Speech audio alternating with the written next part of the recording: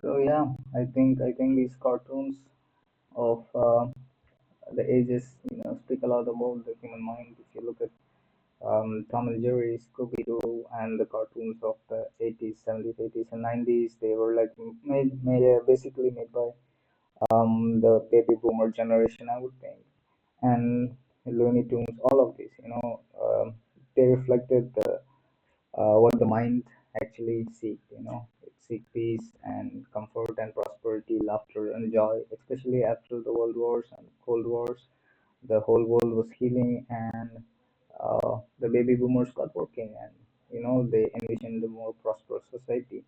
And after the depressions of life, they wanted this, and hence the millennials got to live through this generation of cartoons, a world that the baby boomers envisioned, and we were born, brought up through it.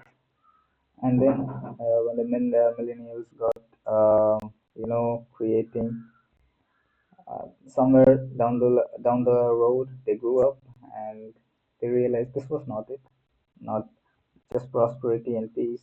There has to be something more. So hence, there were like cartoons that the millennials like me, they created cartoons that look more like the regular show, um, Rick and Morty, Adventure Time. All these cartoons, if you take a deeper look, it always had an spiritual and philosophical depth to them at some point.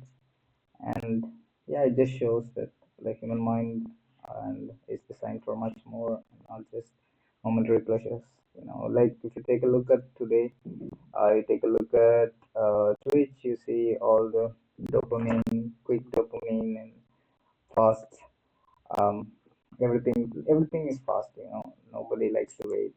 Everything is fast, and it's weird to some extent. And I think the modern generation, I think every generation has its own issues, and one of the biggest issues of the modern generation is the fact that one of the biggest issues of the modern generation is something that looks like a lack of time to think, pause, and really get thinking.